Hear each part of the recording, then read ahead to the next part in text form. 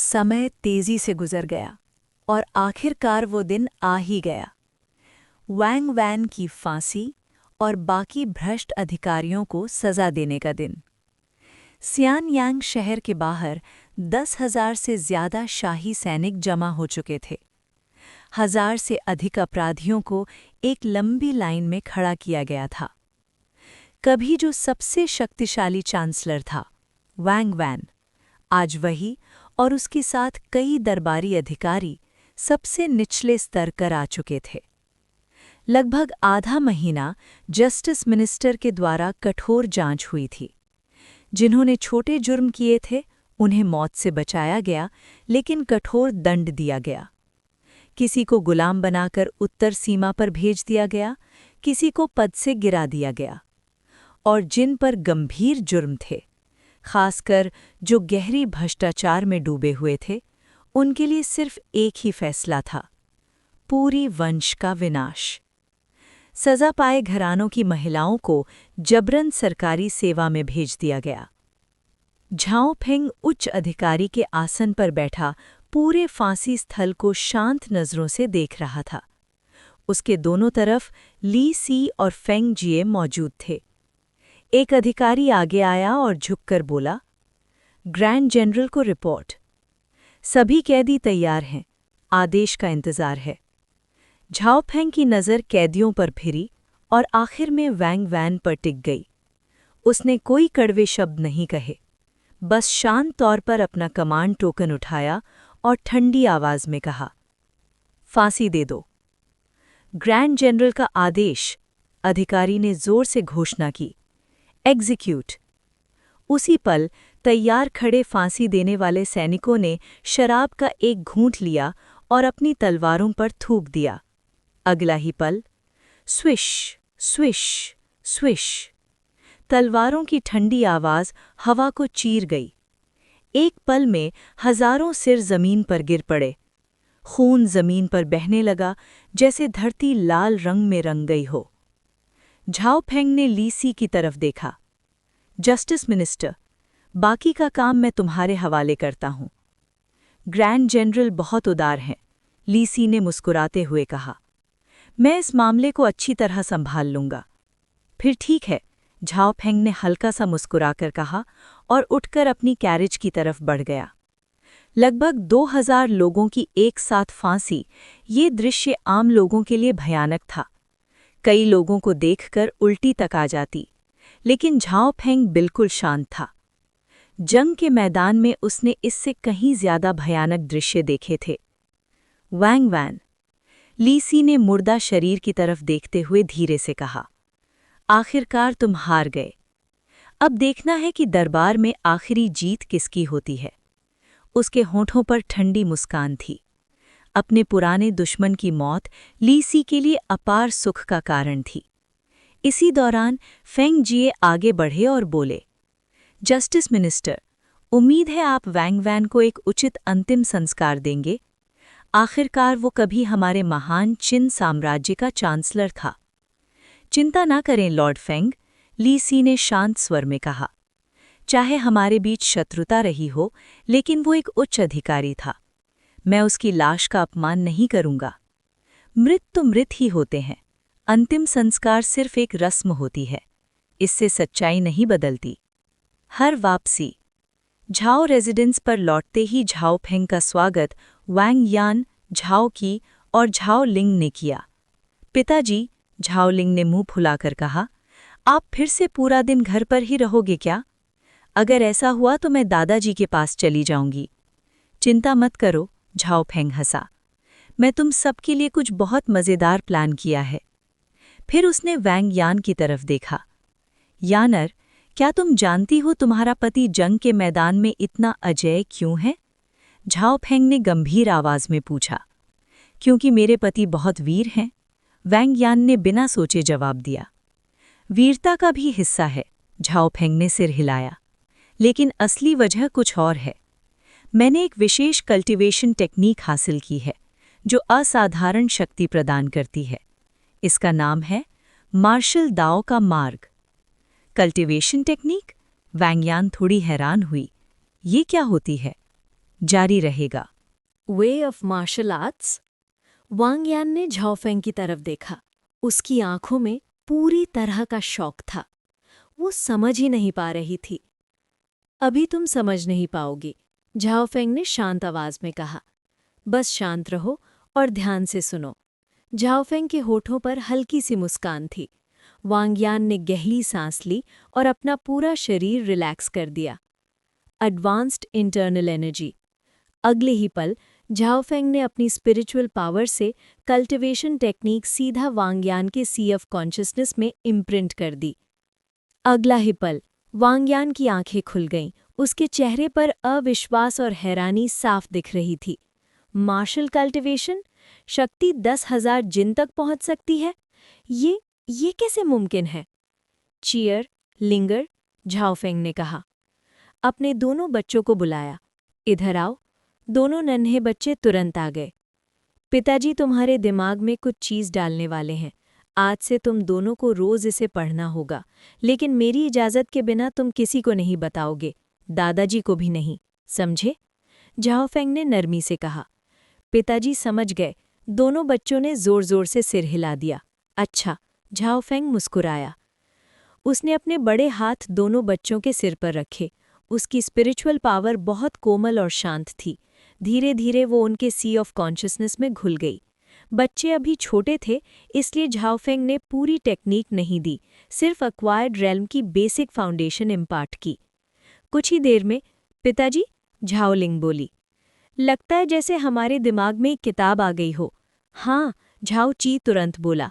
बहुत सारे शब्द हैं, पर काफी शब्द हम पहचान नहीं पा रहे। झाओफेंग हंसा। यानर, आज से तुम दोनों को कल्टीवेशन सिखाना तुम्हारी जिम्मेदारी होगी। तुम्हारे लिए भी, झाओफेंग मुस्कुराया। मैं किसी को अपॉइंट कर दूंगा जो तुम्हें गाइड करेगा। पतिदेव, वांगयान ने अब भी अविश्वास से पूछा, क्या ये टेक्निक वाकई इतनी शक्तिशाली है? झाओफेंग ने जवाब देने के बजाय सिर्फ हल्की सी मुस्कान दी। फिर उसकी नज़र पास रखी एक मेज पर पड़ी। उसने अपना दायां हाथ आगे बढ़ाया और धीरे से उठाया। अगले ही पल मेज हवा में उठ गई, जैसे किसी अदृश्य शक्ति ने उसे थाम लिया हो। वो हवा में तैर रही थी। ये क्या है? वांगयान की आंखें फैल गईं। ये मार्शल कल्टिवेशन है? ये मार्शल ट्रू एनर्जी है, झाओफेंग ने मुस्कुराकर कहा। जब कोई इनेट रेल्म तक पहुंचता है तो उसके पास ये शक्ति होती है। पतिदेव, वांगयान ने उसे देखते हुए कहा, क्या आप कोई अमर देवता हैं? देवता नहीं, बस इंसानों की दुनिया में अजेय हूँ। तभी पतिदेव इतनी निश्चिंतता से जंग के मैदान में दौड़ पड़ते हैं, तभी बिना डरे उत्तरी विदेशी कबायलों पर हमला करते हैं। वांगयान की आंखें श्रद्धा और गर्व से चमक उठीं। कभी सिर्फ एक मिलिट्री लॉजिस्टिक्स ऑफिसर और आज चीन का मार्शल लॉर्ड जो अगला नेशनल कमांडर बनने वाला था। ऊपर से मानव सीमाओं से परे शक्ति। सोचते ही वांगयान का दिल तेज धड़कने लगा। आगे से मेहनत से कल्टीवेशन करना। पतिदेव, वांगयान ने दृढ़ आवाज में कहा, मैं आपको निराश नहीं करूंगी। उधर सुबह की दरबार सभा में, जिसमें झाओफेंग मौजूद नहीं था, उस वक्त दरबार में चांसलर के पद पर चर्चा चल रही थी। योर मैजेस्टी को रिपोर्ट। वांग वान को फांसी दी जा चुकी है और उसके जुर्म सबके सामने ला दिए गए हैं, लेकिन उसका पद ग्रेट चिन की नींव था। अब जब साम्राज्य एक हो चुका है तो चांसलरशिप देश के शासन का बोझ उठाती है। इस पद को खाली नहीं छोड़ा जा सकता। मैं विनम्र निवेदन करता हूं कि योर मैजेस्टी दरबार के योग्य और क्षमतावान व्यक्ति को लेफ्ट चांसलर नियुक्त करें। दरबार में एक के बाद एक अधिकारी खड़े हो रहे थे। नज़ारा एकदम साफ था। कई फैक्शंस बन चुके थे। पुराने अरिस्टोक्रेट्स, नए अरिस्टोक्रेट्स, फुसू का गुट, हुहाई का गुट, हर कोई चांसलरशिप पर कब्जा जमाना चाहता था। कम से कम उसके लिए मुकाबला तो जरूर। ऊपर सिंहासन पर बैठे यिंग झेंग पूरे हंगामे को शांत नज़रों से देख रहे थे। थोड़ी देर तक सबको बहस करने देने के बाद यिंग झेंग ने आखिरकार कहा, बस। अगले ही पल पूरा दरबार सन्नाटे में डूब गया। चांसलर का पद, इस पर मैं पहले ही फैसला कर चुका हूं, यिंग झेंग ने धीरे धीरे कहा। उसके स्वर से साफ था, ये फैसला बदलने लायक नहीं था। सारी नज़रें यिंग झेंग पर टिक गईं। हान फी, यिंगझेंग की नज़र हानफी पर पड़ी। ये सुनते ही दरबार में हर चेहरा बदल गया और सबसे ज्यादा हैरान हानफी खुद। जारी रहेगा। चैप्टर 256। समय बीत गया, गुणों में एक बड़ी बदलाव। इस पल हानफे ने अपना सर उठाया। उसके चेहरे पर गहरा हैरानी का भाव था। यिंगज़ेंग की अचानक हुई नॉमिनेशन ने उसे पूरी तरह से चौंका दिया था। दरबार के लगभग सारे अधिकारियों ने भी इसका अंदाज़ा नहीं लगाया था। ये कैसे हो सकता है? हानफे को चीन आए हुए ज़्यादा समय भी नहीं हुआ है, फिर महाराज उसे चांसलर का पद कैसे दे सकते हैं? हमेशा अपने ऊपर पूरा भरोसा रखने वाला लीसी अचानक अपने दिल में उठती घबराहट महसूस करने लगा। उसके मन में गहरी असंतुष्टि और नाराज़गी उभर आई। वो काफ़ी समय से चांसलर के पद का लालच रखते आया था। राजा के बाद दूसरा सबसे शक्तिशाली व्यक्ति और सब पर हावी होने वाला, यही उसका सपना था। पूरे दरबार में शक्ति के लिए सबसे ज्यादा लालच अगर किसी को था तो वो लीसी ही था। अधिकार, प्रतिष्ठा और रुतबा, ये सब उसके लिए सबसे ज्यादा मायने रखता था। उसके लिए शक्ति ही सब कुछ थी। खासकर जब बात हानसे की आती, उसके पुराने सहपाठी की। जीशा अकेडमी के दिनों में लीसी हमेशा हानफे से पीछे ही रहा था। अकेडमी छोड़ने के बाद लीसी ने अपने मन में एक ही लक्ष्य बना लिया था, हानफे को पार करना। जब चिन ने हान राज्य को जीता और हानफे को जेल में डाला गया, तब लीसी के मन में विजय का एक सुखद एहसास उतरा था। लेकिन बाद में हानफे में अचानक एक बड़ा बदलाव आया। उसने चिन के आगे समर्पण कर दिया और पूरी निष्ठा से उसकी सेवा करने का निर्णय लिया। धीरे धीरे कदम दर कदम वो ऊपर चढ़ता गया और अंत में 9 मिनिस्टर्स के बीच लीसी के बराबर पद पर पहुंच गया। और अब हानफे एक और कदम आगे बढ़ने वाला था। चिन का लेफ्ट चांसलर बनने वाला था, सबसे ऊंचा सिविल अधिकारी। हानफे को अभी भी खड़ा देख बिल्कुल स्थिर यिंगज़ेंग ने दोबारा आवाज दी, हानफे। ये पुकार हानफे को तुरंत होश में ले आई। वो तुरंत आगे बढ़ा और विशाल सभा कक्ष के बीच पहुंच गया। ये दास उपस्थित है। हानफे ने गहरा प्रणाम किया। हानफे, जब से तुमने ग्रेट चिन की सेवा शुरू की है, तुमने अनेक योगदान दिए हैं। राज्य प्रशासन, कृषि विकास और कर व्यवस्था, सब में तुमने अपनी क्षमता दिखाई है। ग्रेट चिन का लेफ्ट चांसलर अनाज, कर और प्रजा के कल्याण का जिम्मेदार होता है। तुम प्रतिभा से भरपूर हो और इस महत्वपूर्ण पद के लिए पूरी तरह से योग्य हो। आज मैं हानफे को ग्रेट चिन का लेफ्ट चांसलर नियुक्त करता हूं और उसे चांसलर की मोहर सौंपता हूं। उसका वर्तमान पद भी तब तक उसके अधिकार में रहेगा जब तक आगे उपयुक्त अधिकारी नियुक्त न हो जाएं। यिंगज़ेंग ने शांत और गंभीर स्वर में कहा। इसके साथ ही लंबे समय से चल रहे चांसलर का विवाद पूरी तरह से समाप्त हो गया। राजा ने मुझे चुना, इसका कोई कारण समझ नहीं आ रहा। क्षमता और अनुभव दोनों के हिसाब से ये मैं नहीं होना चाहिए था। हानफे का चेहरा अभी भी अविश्वास से भरा हुआ था। आदेश जारी होने के बाद भी वो इसे पूरी तरह से समझ नहीं पा रहा था। सच तो ये था, खुशी से ज्यादा वो कुछ पल के लिए स्तब्ध रह गया था। लेकिन हानफे मन से स्थिर व्यक्ति था। उसने जल्द ही अपने आप को संभाला और दोबारा प्रणाम किया। ये दास कभी भी महाराज को निराश नहीं करेगा। मैं तुम पर विश्वास करता हूँ, यिंगज़ेंग ने सिर हिलाकर कहा। फिर उसने अपनी दृष्टि दोबारा दरबार की तरफ घुमाई। अगर कोई और विषय हो तो चर्चा जारी रखी जाए। चांसलर का पद तय हो जाने के बाद दरबार के मंत्रियों के मन में अलग अलग विचार चल रहे थे। पहले जैसी तेज बहस अब काफी शांत हो गई थी। बहुत से लोग हानफे की तरफ देख रहे थे, कुछ की आंखों में हल्की सी जलन भी थी। इस अजीब सी हवा के बीच सुबह का दरबार समाप्त हो गया। यिंगज़ेंग के जाने के बाद चांसलर हान, बधाई हो। वांगजियान आगे बढ़े और हानफे को बधाई दी। धन्यवाद सुप्रीम जनरल। हानफे ने तुरंत अदब से उत्तर दिया। वो ज़ाओ फेंग का मित्र जरूर था, लेकिन वांगजियान के सामने वो अभी भी एक जूनियर की तरह ही व्यवहार करता था। चांसलर हान के नेतृत्व में अब दरबार में अज्ञान और बेकार आवाज़ें कम हो जाएंगी। इस बात का जश्न मनाना चाहिए, वांगजियान ने जोर से हंसते हुए कहा। मुझे खुद भी उम्मीद नहीं थी कि महाराज मुझे इतना बड़ा सम्मान देंगे, हानफे ने भावुक स्वर में कहा। चांसलर हान, आप में पूरी क्षमता है। समय के साथ आप महाराज की गहरी नीयत को समझ जाएंगे। चांसलर हान को क्यों बनाया गया, शायद दूसरे न जानते हों, लेकिन वांगजियान कैसे नहीं जानता। सबसे बड़ा कारण था हानफे का जाओफेंग के साथ गहरा रिश्ता। पूरे दरबार में अगर किसी का जाओफेंग के साथ सबसे करीबी संबंध था तो वो हानफे ही था, और वही संबंध इस तरक्की का निर्णायक कारण बना। बेशक हानफे की क्षमता भी मायने रखती थी, लेकिन जाओफेंग के साथ उसका रिश्ता और भी ज्यादा महत्वपूर्ण था। शायद हानफे अभी ये बात न समझ पाए, लेकिन आने वाले समय में उसे सब समझ आ जाएगा। चांसलर हान, बधाई हो। चांसलर हान को बधाई हो। चांसलर हान। इस पल एक के बाद एक मंत्री आगे आकर हानफे को बधाई देने लगे। कुछ ही देर में लगभग आधा दरबार उसके आसपास इकट्ठा हो गया।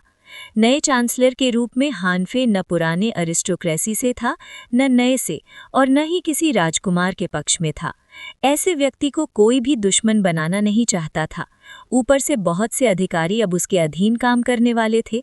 वो उसका अपमान करने का साहस कैसे करते?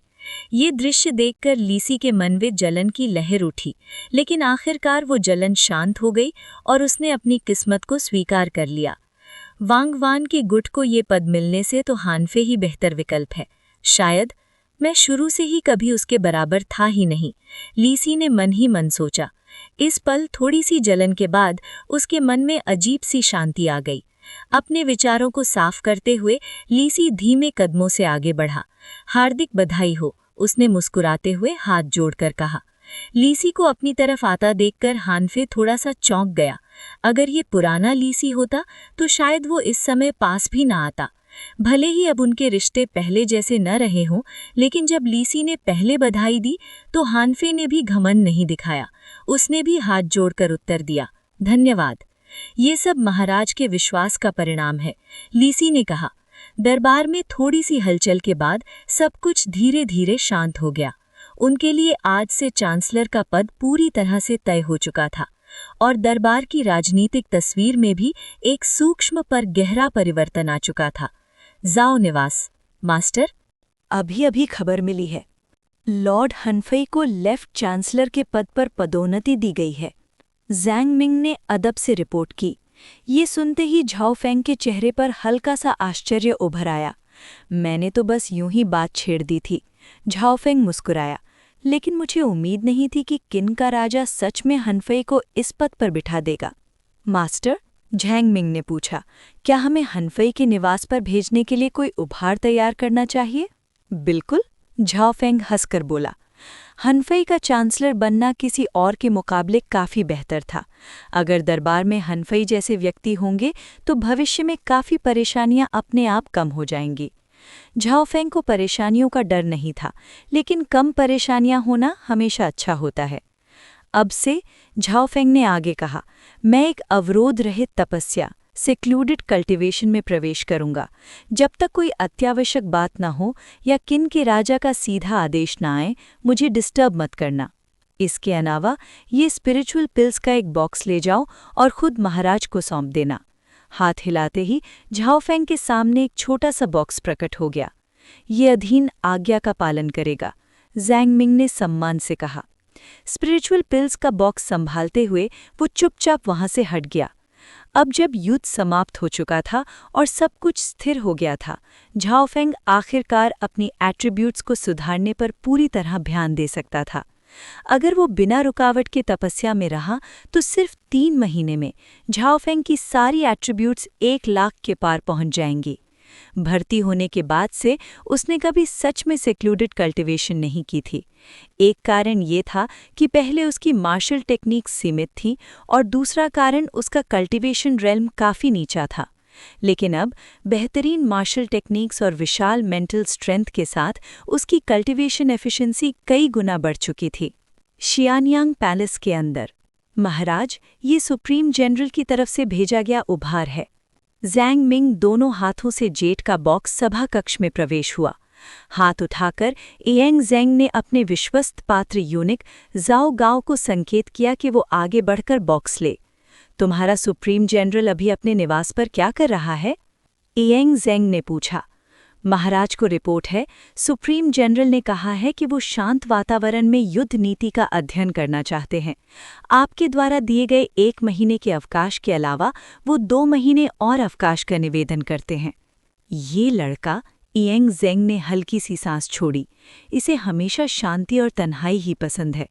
ठीक है, यान के साथ युद्ध समाप्त हो चुका है और दरबार भी सही तरह से स्थापित हो गया है। अगर वो अवकाश लेना चाहता है तो लेने दो। सुप्रीम जनरल की तरफ से ये दास महाराज का आभार व्यक्त करता है। ज़ैंग मिंग ने गहरा प्रणाम किया।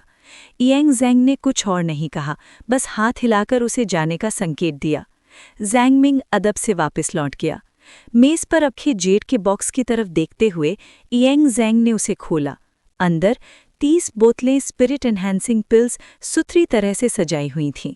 ये लड़का अब पिल्स रिफाइन करना भी सीख गया है, इएंग ज़ेंग ने मन ही मन सोचा। आंखों में हैरानी और प्रशंसा दोनों साथ साथ चमक उठीं। समय बीत गया। 1 महीना, 2 महीने, 3 महीने। यान की विजय के बाद अब सिर्फ ची और चू ही चाइना के आखिरी स्वतंत्र राज्य बचे थे। पिन के यान अभियान के दौरान ची और चू ने बार बार दूत भेजकर शांति की गुहार लगाई थी ताकि पिन अपना विस्तार रोक दे। लेकिन यान के पतन के बाद ऐसी बातें बिल्कुल बेकार हो चुकी थीं। अब भी वो 2 राज्य पिन को दूत भेज रहे थे, लेकिन इस बार उनका उद्देश्य बदल चुका था। वो सिर्फ पिन को शांत रखना चाहते थे, डरते हुए कि अगला निशाना कहीं वो खुद न बन जाए। आखिरकार जब दुनिया में सिर्फ 2 राज्य ही बचे हों तो अंजाम तो पहले ही लिखा जा चुका होता है। लेकिन पिन ने अभी अभी यान को अपने में मिलाया था और नए प्रदेशों को पूरी तरह से अपनाने के लिए समय चाहिए था। इसलिए इएंग ज़ेंग ने ची और चू के दिखावटी मित्रता भरे संकेतों को आसानी से स्वीकार कर लिया ताकि वो अपनी चौकसी ढीली कर दें। जब पिन पूरी तरह से संभल जाएगा, जब अनाज के भंडार फिर से भर जाएंगे, तब अगला अभियान शुरू होगा। सुप्रीम जनरल के निवास के अंदर बूम बूम बूम, झाओफेंग के शरीर से असली ची और रक्त शक्ति का जबरदस्त विस्फोट हुआ। उसका दिल गरजती हुई बिजली की तरह धड़क रहा था। धड़कन अपनी सीमा पर पहुंच गई। बूम! झाओफेंग के शरीर के अंदर से एक भयानक शक्ति फूट पड़ी। धीरे से उसने अपनी आंखें खोली। उसी पल उसके सामने एक नोटिफिकेशन उभर आया। बधाई हो, आपकी सारी एट्रीब्यूट्स 1 लाख से ऊपर पहुंच गई हैं। एट्रीब्यूट मेटामॉर्फोसिस शुरू हो रही है। इस पल झाओफेंग को महसूस हुआ जैसे उसका पूरा अस्तित्व ही बदल गया हो। ये सिर्फ सुधार नहीं था, बल्कि एक उच्च स्तर की सब्लिमेशन थी जो पहले कभी महसूस नहीं हुई थी। साथ ही उसके शरीर के अंदर की ची भी बदल रही थी, एक बिल्कुल नए स्तर पर चढ़ रही थी। होस्ट झाओफेंग, आयु 24, ट्रू एसेंस 1000, ट्रू ची का ट्रू एसेंस में परिवर्तन 10 गुना ज्यादा शक्तिशाली, divinity first realm true essence. Dragon elephant strength 1000, एक मुक्के में 1000 ड्रैगन और हाथी जैसी शक्ति। डिवाइन स्पीड 1000, एक कदम में 10 जांग, जितना ज्यादा उतनी तेज गति। पोस्टनेटल स्पिरिट बॉडी 1000, नश्वर शरीर से स्पिरिट बॉडी में परिवर्तन, स्पिरिचुअल एनर्जी को 10 गुना तेज रिफाइन करना, चोट से तेजी से रिकवरी, अनंत स्टैमिना और तेज true essence regeneration. Divine sense 1000, divine sense 10,000 zhang तक फैल सकती है। इस दायरे में स्पिरिचुअल एनर्जी पर पूरा नियंत्रण और यहाँ तक कि सोल सर्च भी संभव है। सोल पावर 6754, जितनी ज्यादा सोल पावर उतनी ही मजबूत आत्मा। चाहे शरीर नष्ट हो जाए, आत्मा बरकरार रहती है। एज लिमिट 471 वर्ष 248 दिन। रेल्म लाइफ स्पैन 2000 वर्ष, किसी अनजान नियम द्वारा दबाई हुई। Merit points 1125, free attribute points या स्किल पॉइंट्स में बदले जा सकते हैं। Portable space 10,099 cubic units. Cultivation technique martial dao emperor dragon codex. एक दिन की कल्टीवेशन से सभी एट्रीब्यूट्स में +20 और एक एट्रीब्यूट में +100 तक वृद्धि संभव। अब सब कुछ अलग है, सब कुछ पूरी तरह बदल गया है, झाओफेंग ने धीरे से कहा। मेरी ट्रू ची अब ट्रू एसेंस बन चुकी है। मेरी स्पीड अब डिवाइन स्पीड हो गई है। मेरा शरीर पोस्टनेटल स्पिरिट बॉडी में बदल गया है, स्पिरिचुअल एनर्जी को 10 गुना तेज अब्जॉर्ब करता हुआ। और मेरी डिवाइन सेंस अब सोल सर्च तक कर सकती है। ये पूरा एट्रीब्यूट ट्रांसफॉर्मेशन, भले ही नंबर्स पहले से कम लग रहे हों, लेकिन मेरी असली शक्ति अनेक गुना बढ़ चुकी है। मेरी सोल पावर अभी अगले ट्रांसफॉर्मेशन से दूर है और मेरिट पॉइंट्स भी वहीं के वहीं हैं, लेकिन मेरी सारी मूल एट्रीब्यूट्स ने एक गुणात्मक बदलाव पाया है। 3 महीने की तपस्या ने आखिरकार मुझे जबरदस्त शक्ति दी है, जाओ फेंग ने मुस्कुराकर कहा। तभी, बधाई हो होस्ट, आपकी सारी एट्रीब्यूट्स का परिवर्तन पूरा हो गया है। इनाम एक टियर 4 ट्रेजर चेस्ट, साथ ही टोटल एट्रीब्यूट्स में 50,000 का बढ़ोतरी। Additional reward 5 tier 2 treasure chests. उसके स्टेटस पैनल पर नया प्रॉम्प्ट चमक उठा, tier 4 treasure chest. Zhao Feng की आंखों में गहरी चमक उभर आई। झाओ फेंग की आंखें तुरंत चमक उठीं। जब उसने एक राजा का वध किया था तब उसे टियर 3 ट्रेजर चेस्ट मिला था। जब उसे लॉर्ड का पद दिया गया तब भी उसे एक और टियर 3 ट्रेजर चेस्ट प्राप्त हुआ था। लेकिन टियर 4 ट्रेजर चेस्ट, ये उसने पहले कभी देखा ही नहीं था। इस स्टार की ट्रेजर चेस्ट के अंदर आखिर कैसा खजाना होगा? झाओ फेंग कल्पना भी मुश्किल से कर पा रहा था, लेकिन उसने जल्दबाजी में उसे खोलने का निर्णय नहीं लिया। वो धीरे से खड़ा हुआ और अपनी हथेली पर ट्रू एसेंस का एक धागा इकट्ठा किया। ट्रू की के बेआकार स्वरूप के विपरीत ट्रू एसेंस काफी हद तक ठोस महसूस हो रही थी। उसकी हथेली में एक सुनहरी रोशनी जमा हो गई। सिर्फ एक छोटा सा धागा होते हुए भी वो उसमें छिपी भयंकर शक्ति को स्पष्ट महसूस कर सकता था। तो ये है ट्रू एसेंस की शक्ति। सिर्फ एक बूंद ही मेरी पहले की पूरी ट्रू की के बराबर है। अपनी हथेली में मौजूद उस विपुल ऊर्जा को महसूस करते हुए झाओ फेंग मुस्कुरा दिया। तभी उसने कुछ महसूस किया। वो अचानक खड़ा हो गया और अपनी ट्रू एसेंस को निर्देशित किया। उसका शरीर अचानक जमीन से ऊपर उठ गया। डिवाइन एबिलिटी रेल्म की उड़ान। क्या यही डिवाइन एबिलिटी रेल्म की क्षमता है, उड़ने की शक्ति? झाओ फेंग के चेहरे पर गहरा आश्चर्य छा गया। इस पल जब उसकी सारी एट्रीब्यूट्स पूरी तरह परिवर्तित हो चुकी थीं, उसे एहसास हुआ कि अब वो बिना ब्लैक ड्रैगन बीस्ट सोल की शक्ति का सहारा लिए ही उड़ सकता था। नहीं, लेकिन डिवाइन एबिलिटी रेल्म सिर्फ उड़ने की क्षमता देता हो तो उसे मार्शल डाओ डिवाइन एबिलिटी क्यों कहा जाता? झाओ फेंग कुछ पल सोच में डूब गया, फिर दोबारा पलंग पर पद्मासन लगाकर बैठ गया। उसने अपना मन अंदर की तरफ केंद्रित किया, अपनी कल्टीवेशन टेक्निक को चलाया और परिवर्तन के बाद अपने शरीर में आए बदलावों को महसूस करने लगा। आखिरकार गहरी ध्यान अवस्था के बाद उसे अपने दांतियन के अंदर कुछ महसूस हुआ, एक बीज, divine ability seed. Zhao Feng सन्न रह गया। उसने तुरंत अपनी डिवाइन सेंस फैलाकर उसे स्पर्श किया। उसी पल उसके मन पर जैसे बिजली गिर पड़ी। Divine ability realm, martial dao divine ability. मेरी मार्शल डाओ डिवाइन एबिलिटी क्या है? मेरे पथ का मूल तत्व क्या है? जैसे ही उसकी डिवाइन सेंस उस बीज से जुड़ी, झाओ फेंग एक बोध अवस्था में प्रवेश कर गया। ये अवस्था काफी देर तक बनी रही। फिर बूम! झाओ फेंग के शरीर से एक भयंकर शक्ति फूट पड़ी। मैं युद्ध भूमि से उभरा हूं। मैंने अपना पथ खून खराबे के बीच तराशा है। भविष्य में मेरा भाग्य एक साम्राज्य की स्थापना होगा। युद्ध भूमि पर जो भी मेरे रास्ते में आएगा, मैं उसे काट गिराऊंगा। वध का दाव, दाव ऑफ स्लॉटर, यही मेरी पहली डिवाइन एबिलिटी होगी। झाओ फेंग की आंखें अचानक खुल गईं। उनमें गहरी लाल रोशनी उभर आई, जिसमें असीम हत्याभाव और प्रचंड इरादा भरा हुआ था।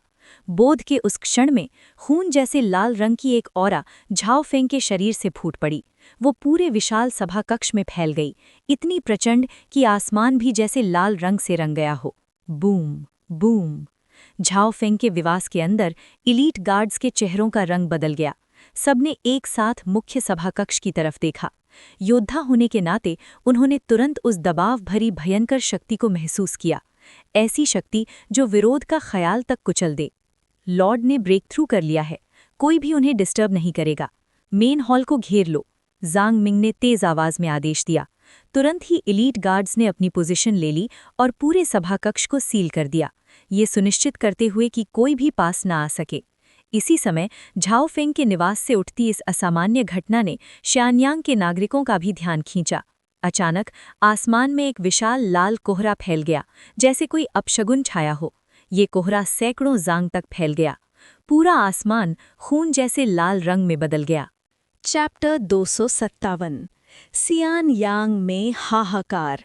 अमरों का रहस्य धीरे धीरे खुलने लगा। खून जैसी लाल फींडिश बौरा बदलते बदलते एक विशाल क्रिम्सन बादल बन गई, जो पूरे आसमान पर छा गई। ये लाल बादल ज़ाओफेंग के निवास से निकला और बिजली की रफ्तार से पूरे सियानयांग शहर में फैल गया। जैसे जैसे ये खून रंग का बादल बढ़ता गया, वैसे वैसे सियानयांग का लगभग आधा हिस्सा इसके नीचे दब गया। यहाँ तक कि किन का राजमहल भी उस लाल कोहरे से घिरा हुआ था। एक पल में सियानयांग के अनगिनत नागरिक अपना सर उठाकर आसमान की तरफ देखने लगे। उनकी आंखों में हैरानी और बेचैनी साफ झलक रही थी। ये लाल बादल, ये क्या हो रहा है? मैंने अपनी जिंदगी में कभी ऐसा दृश्य नहीं देखा। क्या बारिश होने वाली है? पर गरज चमक क्यों नहीं हो रही? ये बादल काला नहीं, बिल्कुल खून जैसा लाल है, जैसे ताज़ा खून से बना हो। बहुत ही भयानक लग रहा है। ये किस चीज़ का संकेत है? ग्रेट किन के लिए ये शुभ है या कोई बड़ी आफत? खून का बादल शहर पर मंडरा रहा है। कुछ तो बहुत अजीब हो रहा है। आसमान की तरफ देखते हुए सियानयांग के लोग धीरे धीरे आपस में बातें करने लगे। अच्छा हुआ कि ये घटना शहर के बड़े हिस्से पर फैली हुई थी। अगर सिर्फ ज़ाओफेंग के निवास के ऊपर होती तो अगले दिन दरबार में अफवाहों का तूफान आ जाता। इस वक्त सिर्फ आम नागरिक ही नहीं, शहर के पेट्रोलिंग सैनिक और राजमहल के गार्ड्स भी लाल आसमान को देखकर सन्नाटे में आ गए। सबके चेहरों पर हैरानी साफ झलक रही थी। चांगताई पैलेस, किन राजमहल के अंदर। बाहर हो रहे शोर शराबे और राजमहल में गूंजती घबराई आवाज़ों को सुनकर यिंग ज़ेंग ने अपने हाथ में पकड़ा हुआ मेमोरियल रख दिया। उसका चेहरा शांत था, लेकिन आंखों में गहरी गंभीरता छुपी हुई थी। क्या हुआ है? उसने दरवाजे की तरफ देखते हुए पूछा। तुरंत ही एक दरबार का अधिकारी रेन श्याओ आगे बढ़ा और जोर से रिपोर्ट की। महाराज, आसमान में एक असामान्य घटना हुई है। खून लाल बादल पूरी राजधानी पर छा गया है और पूरा राजमहल उस लाल रोशनी से ढक गया है। खून का बादल? यिंग ज़ेंग की भौहें हैरानी से सिकुड़ गईं। उसने सभा कक्ष के बाहर झांक कर देखा। कुछ ही पल पहले तक जो सुनहरी धूप कक्ष को रोशन कर रही थी, अब उसकी जगह एक अजीब सी लाल चमक आ चुकी थी। महाराज को स्वयं देखना चाहिए, रेन श्याओ ने अदब से कहा। यिंग ज़ेंग ने बिल्कुल देर नहीं की। वो तुरंत खड़ा हुआ और सीधा राजमहल के बाहर आ गया। जैसे ही उसने अपना सर उठाया, पूरा आसमान घने लाल बादल से ढका हुआ था। इतना गहरा लाल कि धूप तक उसके नीचे फीकी पड़ गई थी। सच में खून का बादल। इसका कारण क्या हो सकता है? यिंग ज़ेंग का चेहरा और भी गंभीर हो गया। इस युग में, या यूं कहें किसी भी युग में, जब तक आधुनिक विज्ञान नहीं था, आसमानी घटनाओं को हमेशा बड़े संकेत माना जाता था। महाराज, रेन श्याओ ने संभल कर कहा, शायद ग्रैंड डिवाइनर को बुलाना उचित होगा। तुरंत बुलाया जाए, यिंग ज़ेंग ने हाथ हिलाकर आदेश दिया। लेकिन आदेश पहुंचने से पहले ही ग्रैंड डिविनेशन ब्यूरो के मंत्री चेन यी दर्शन की अनुमति मांगते हैं। बाहर से एक भारी और बुद्धि आवाज सुनाई दी। बूढ़ा डिवाइनर पहले ही कुछ राजमहल के गार्ड्स के साथ पहुंच चुका था। अंदर आने दो, यिंग ज़ेंग ने शांत पर दृढ़ स्वर में कहा। राजादेश के अनुसार ग्रैंड डिवाइनर को सभा में बुलाया जाता है, रेन श्याओ ने घोषणा की। कुछ ही पल बाद राज्यवेश में एक वृद्ध व्यक्ति तेज कदमों से अंदर आया और किन सम्राट के सामने गहरा प्रणाम किया। ये दास चेन यी महाराज को प्रणाम करता है। यिंग ज़ेंग की तेज नज़र उस बूढ़े डिवाइनर पर टिक गई। ये अचानक हुई आसमानी घटना, सम्राट ने गंभीर स्वर में कहा, किस चीज़ का संकेत देती है? उसकी आंखें फिर से उस भयानक आसमान की तरफ उठ गई। यिंग ज़ेंग आसमानिक संकेतों पर गहरा विश्वास रखता था। बरसों पहले, जब वो अभी किन लौटा भी नहीं था, उसके पर दादा किन के राजा जाओशियांग ने उसके बारे में एक स्वप्न देखा था। उस स्वप्न में भविष्यवाणी थी कि यिंग ज़ेंग ही वो व्यक्ति होगा जो पूरी दुनिया को एक करेगा। लेकिन जब यिंग ज़ेंग सियानयांग वापस लौटा, तब तक वो अपने पर दादा से आखिरी बार मिलने के लिए देर कर चुका था। अगर वो थोड़ा पहले आ जाता तो शायद उसका रास्ता इतना कठिन न होता। उसकी स्थिति ज्यादा सुरक्षित होती और उसे अपनी पहचान पर उठते अनेक षड्यंत्रों का सामना न करना पड़ता, जैसे ये अफवाह कि वो लू बुवई का पुत्र है। वो संकट लगभग उससे सब कुछ छीन लेता। और अब दोबारा उसी तरह का आसमानिक संकेत देखकर यिंग ज़ेंग का चेहरा और भी गंभीर हो गया। महाराज, चेन यी ने गंभीरता से कहा, ये घटना एक बड़ी आपदा का संकेत देती है। या तो ये प्राकृतिक विपत्ति होगी या फिर मानव जनित तबाही। तुरंत सावधानी बरतनी आवश्यक है। आपदा या युद्ध? यिंग ज़ेंग की आंखों में अंधेरा छा गया। आसमान से आने वाली आपदा मानव के वश में नहीं होती, लेकिन मानव जनित तबाही, वो या तो एक भयानक महारोग हो सकती थी या फिर एक आने वाला महायुद्ध। और तभी वूश, आसमान में जो विशाल लाल बादल शहर पर छाया हुआ था, वो अचानक बेहद तेज रफ्तार से सिकुड़ने लगा। कुछ ही पलों में वो पूरी तरह गायब हो गया, जैसे वो कभी था ही नहीं। धूप दोबारा आसमान से बरसने लगी। सब कुछ बिल्कुल सामान्य लगने लगा। उसी पल ज़ाओ फेंग के बंद कमरे में शहर भर में फैला हुआ सारा किलिंग इंटेंट और फींडिश ऑरा बिजली की तरह वापस सिमटने लगा। सब कुछ ज़ाओ फेंग के शरीर में समा गया। फिर ज़ाओ फेंग के शरीर से एक खून लाल बैरियर फूट पड़ा। 10 जांग, 50 जांग, 100 जांग, पल भर में वो बढ़ते बढ़ते 1000 जांग तक फैल गया। सिर्फ ज़ाओ फेंग के पूरे निवास को ही नहीं, बल्कि आसपास की इमारतों को भी अपने दायरे में ले लिया। Slater dao domain. इस मेरे डोमेन के अंदर ट्रू ची हो या कोई भी प्रकार की शक्ति, सब मेरे नियंत्रण में होगी। सिर्फ इतना ही नहीं, मैं अपनी किलिंग इंटेंट को जमा करके अपने दुश्मनों को दबा सकता हूँ। ये डोमेन इतना शक्तिशाली है कि मुझसे ज्यादा मजबूत शत्रु भी इसके प्रभाव से बच नहीं सकता। ज़ाओ फेंग की आवाज़ शांत थी, लेकिन उस शांति के नीचे एक साम्राज्य को हिला देने वाली शक्ति चुपचाप सांस ले रही थी। किलिंग डाओ, इस डोमेन के अंदर मैं हर जगह हूँ। जैसे जैसे डोमेन फैलता गया, उसकी भयंकर शक्ति पर ज़ाओ फेंग का पूरा नियंत्रण स्थापित हो गया। डोमेन के प्रकट होते ही ज़ाओ फेंग ने अपनी डिवाइन एबिलिटी को भी पूरी तरह समझ लिया। इस पल वो सचमुच डिवाइन एबिलिटी रेल्म में कदम रख चुका था। Martial dao divine ability realm. तभी सिस्टम पैनल पर एक और नोटिफिकेशन चमकी। होस्ट को बधाई, आपने सफलतापूर्वक एक डिवाइन एबिलिटी को समझा है। इनाम एक टियर 3 ट्रेजर चेस्ट। जैसे ही ये संदेश प्रकट हुआ, उसी के साथ ज़ाओ फेंग के नए डोमेन के एट्रीब्यूट्स भी उसके सामने उभर आए। Primary killing dao domain. अधिकतम दायरा 1000 ज़ैंग, यूज़र की शक्ति के साथ बढ़ेगा। डोमेन के अंदर मौजूद शत्रु की शक्ति 30% तक दब जाएगी। यूज़र शत्रु के हमलों की दिशा और ट्रेजेक्ट्री को महसूस कर सकता है।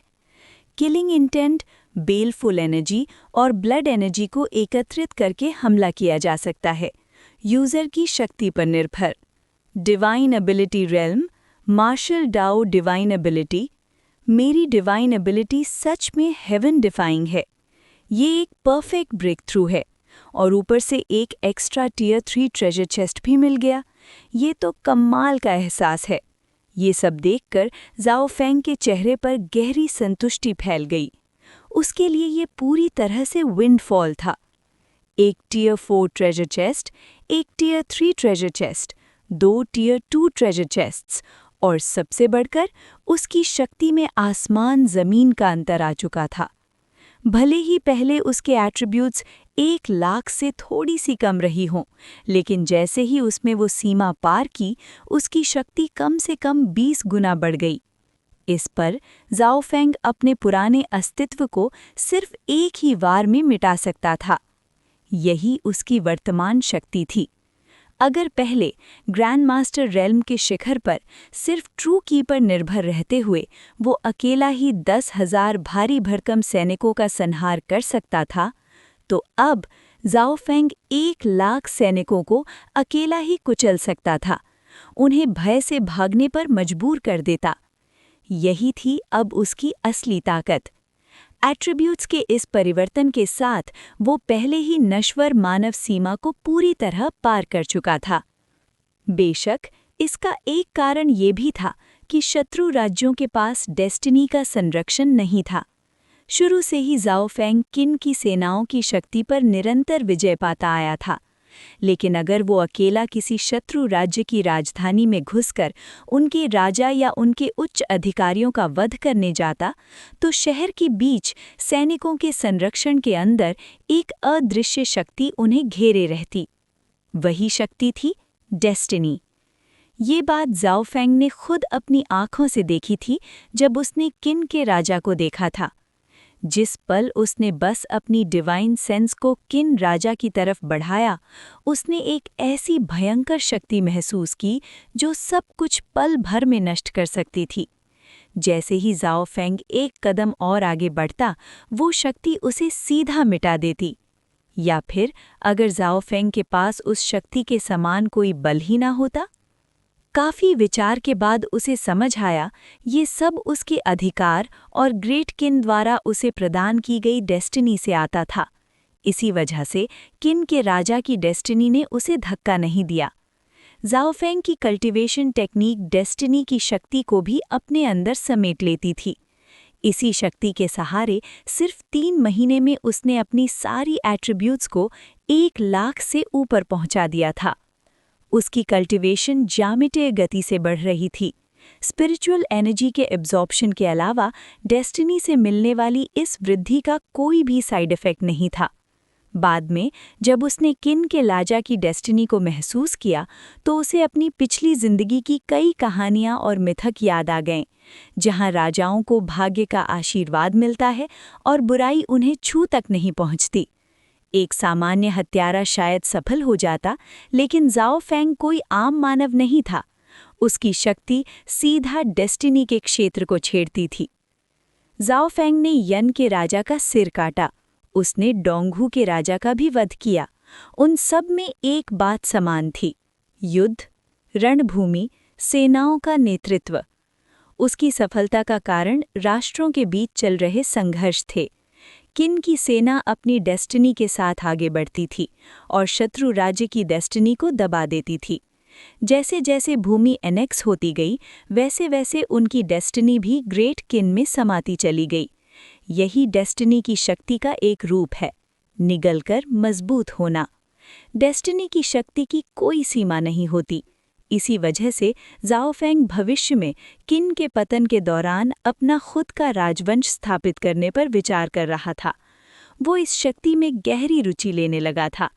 ये शक्ति उसका अंतिम पथ बन सकती थी। उसे ये भी महसूस हुआ कि अगर वो डेस्टिनी पर पूरा अधिकार पा सके, तो शायद वो दुनिया के अदृश्य नियमों को तोड़ दे, शायद अपने करीबी लोगों को भी कल्टीवेशन के जरिए अमर बना दे। लेकिन ये सब फिलहाल सिर्फ एक प्रारंभिक योजना थी। किन का राजा अभी जिंदा और स्वस्थ था। किन का पतन अभी काफी दूर था। ऊपर से जाओ फेंग के अनजाने हस्तक्षेप के कारण किन राजा ने कभी वो विषैला एलिक्सिर भी नहीं पिया था। इसलिए किन के पतन का समय शायद और आगे खिसक गया था। अभी के लिए जाओ फेंग शांति से किन के राजा के अधीन रहकर सेनाओं का नेतृत्व कर सकता था। पहला, एट्रीब्यूट्स इकट्ठा करना, दूसरा, और भी बड़े अवसर तलाशना, और तीसरा, शेंजू नामक इस विश्व के गहरे रहस्यों को समझना। लेकिन जाओ फेंग को ये पता नहीं था कि जिस पल उसने डिवाइन एबिलिटी रेल्म में कदम रखा और अपनी मार्शल डाओ डिवाइन एबिलिटी को प्रकट किया, सियानजिंग से काफी दूर कभी वेर राज्य की भूमि रही जगह पर, जो अब ग्रेट किन का हिस्सा थी, ऊंचे ऊंचे पहाड़ों के बीच घने कोहरे से ढकी हुई एक ऐसी जगह जहां शिखर पर खड़े होकर लगता था जैसे पूरा आसमान और धरती पैरों के नीचे हो, बिल्कुल स्वर्ग जैसी। वहां सफेद बालों वाला एक वृद्ध व्यक्ति, लंबे बाल कंधों पर बिखरे हुए, काले वस्त्र पहने, पहाड़ के शिखर पर हाथ पीछे बांधे खड़ा था। उसके चेहरे पर एक अजीब सी चमक उभर आई। ये शक्ति कैसे संभव है? नश्वर लोक में ऐसा कोई कल्टीवेटर कैसे हो सकता है जिसकी शक्ति returning to the void stage के बराबर हो? और ये ऑरा किन की दिशा से आ रही है? मानवलोक में अभी भी ह्यूमन डेस्टिनी के अवशेष मौजूद हैं, इसीलिए डेमोनिक सीड्स को जड़ पकड़ने की जगह नहीं मिलती। जो स्यूडो कल्टीवेटर्स डेमोनिक सीड्स पर निर्भर रहते हैं, वो शेंजू में कदम ही नहीं रख सकते। तो फिर ऐसा returning to the void stage का कल्टीवेटर यहाँ कैसे प्रकट हो गया? अजीब, बहुत ही अजीब। वृद्ध व्यक्ति स्यानज़ेंग की दिशा में देखता रहा। उसके चेहरे पर हैरानी, आश्चर्य और गहरी उलझन साफ झलक रही थी। वो काफी देर तक वैसे ही खड़ा रहा, जैसे उसने अभी जो ऑरा महसूस की थी वो इतनी असामान्य थी कि उसे खुद अपनी इंद्रियों पर विश्वास नहीं हो रहा था। कुछ पल सोचने के बाद अचानक उस वृद्ध ने अपनी आंखें खोल दीं। उसने हाथों से एक मुद्रा बनाई। तुरंत उसके हाथों के बीच एक अदृश्य शक्ति इकट्ठा होने लगी। अगर ज़ाओफंग यहाँ मौजूद होता तो वो तुरंत समझ जाता। ये शक्ति ट्रू ची बिल्कुल भी नहीं थी, बल्कि एक बिल्कुल अलग ही स्तर की पावर थी। जिन कल्टीवेटर्स को वो लगातार ढूंढ रहा था वो सच में मौजूद थे, बस पहाड़ों के बीच छुपे हुए। ऐसे लोग जिन्हें जानबूझकर ढूंढने पर भी कोई कभी नहीं पाता। स्वर्ग के रहस्यों की भविष्यवाणी, भेदों को चीर दो, वृद्ध ने धीमी आवाज में गुनगुनाया। उसके हाथों के बीच इकट्ठी हुई शक्ति अपने शिखर पर पहुंच चुकी थी। उसके शरीर से एक अत्यंत भयंकर ऑरा फूट पड़ा। आसपास के पहाड़ और वृक्ष उस शक्ति के दबाव में कांपने लगे, जैसे वो सचमुच नाश्वर लोक से परे उठ चुका हो। फिर उसने हाथों की मुद्रा छोड़ दी और वो शक्ति सीधे ऊपर आकाश की शून्य में जा गिरी। पल भर में वो आसमान में समा गई। ऐसा लगा जैसे वृद्ध की चेतना भी उस शक्ति के साथ शून्य में प्रवेश कर गई हो। कुछ ही पल बाद अचानक वृद्ध के चेहरे का रंग बदल गया और उसने ताज़ा खून की एक फुहार उगल दी। उसके चारों तरफ फैली भयंकर ऑरा तुरंत बिखर गई। उसका शरीर लड़खड़ाया, लेकिन अगले ही पल उसने खुद को संभाल लिया। वो पहाड़ के शिखर पर पद्मासन में बैठ गया और सांस को नियंत्रित करने लगा। काफी देर के बाद वृद्ध ने गहरी सांस छोड़ी और धीरे धीरे उसके चेहरे पर थोड़ा रंग लौट आया। दिलचस्प। मैं एक ऐसा अमृतधारी हूं जो नाश्वर लोक से परे जा चुका है, फिर भी मैं इस ऑरा की मूल उत्पत्ति का पता नहीं लगा पाया। भले ही मैं डीमन सीड के झूठे अमृतधारियों से युद्ध में गंभीर रूप से घायल हुआ हूं, लेकिन किसी आम मनुष्य का भाग्य पढ़ना इतना कठिन तो नहीं होना चाहिए था। पर यहाँ तो भाग्य के धागे पूरी तरह से उलझे हुए हैं, पढ़ने लायक ही नहीं। ऊपर से मुझे उल्टा प्रतिक्रिया भी सहनी पड़ी। इसका मतलब ये व्यक्ति अपार डेस्टिनी का धनी है, और ये बात कि वो अभी भी मानव लोक में छुपा हुआ है, ये साबित करती है कि वो डीमन सीड का नहीं हो सकता, वरना मानव जाति की डेस्टिनी कब का उसे मिटा चुकी होती। इस युग में डीमन सीड के झूठे अमृतधारी निरंतर हत्या कर रहे हैं, हर चीज को निगल रहे हैं। अमृत शायद भविष्य में पूरी तरह समाप्त हो जाए। वृद्ध ने एक लंबी सांस छोड़ी। उस सांस में बेबसी और गहन शोक भरा हुआ था। कुछ समय बाद वृद्ध पूरी तरह संभल चुका था, लेकिन उसने दोबारा भविष्यवाणी करने का प्रयास नहीं किया। इसके बजाय उसने गहरी सोच के साथ शियांगयांग की दिशा में देखा। अब सोचता हूँ, वेलियाओ लगभग 20 साल पहले मानवलोक में प्रवेश कर चुका है। वो इस समय चीन की राजधानी में ही है। शायद मुझे उसे कहना चाहिए कि चीन में किसी असाधारण व्यक्ति पर नज़र रखे, किसी ऐसे पर जिसके पास महान भाग्य हो। इस तरह शायद मैं उस व्यक्ति तक पहुंच सकूं जिसकी डेस्टिनी इतनी विशाल है। डीमन सीड के झूठे अमृतधारियों के शासन वाले युग में इतनी उच्च कल्टीवेशन हासिल करना, ये एक मौका हो सकता है। मैं अब और यहाँ छुपा रहना नहीं चाहता। मैं अब और डर कर जीना नहीं चाहता। एक दिन ये दिव्य भूमि फिर से अव्यवस्था में डूब जाएगी। दुनिया का भाग्य अंततः टूट जाएगा और सब कुछ सिर्फ भोजन बनकर रह जाएगा। वृद्ध ने एक भारी सांस ली। उस पर अनंत बोझ और दुख साफ छलक रहा था, ऐसा बोझ जो इस धरती का कोई भी मानव कभी नहीं समझ सकता। उसने बहुत कुछ सहा था। इसी दौरान शियांगयांग नगर, जाओ निवास। जाओफंग बिल्कुल भी अनजान नहीं था कि उसने अभी-अभी कितना बड़ा हलचल पैदा कर दिया है। आखिरकार डिवाइन एबिलिटी के ब्रेक थ्रू और समझ के दौरान उसे दबाकर रखना संभव ही नहीं था। जब उसने अभी-अभी मिले सभी लाभों को ठीक से समझ लिया, उसने ध्यान भंग कर दिया। फिर जाओफंग की नज़र उन 4 ट्रेजर चेस्ट्स पर पड़ी जो उसे मिले थे। इस बार उसके ट्रेजर चेस्ट्स फर्स्ट ईयर नहीं रहे, वो कम से कम सेकेंड ईयर तक पहुंच चुके थे। सेकेंड ईयर ट्रेजर चेस्ट्स का मतलब था कम से कम एक पक्का काम का खजाना। रही बात और ऊपर के रिवॉर्ड्स की, तो सब कुछ किस्मत पर निर्भर था। कोई भी उच्च स्तर का ट्रेजर निकल सकता था, बस संभावना कम थी। हर बार खोलना एक मौका था।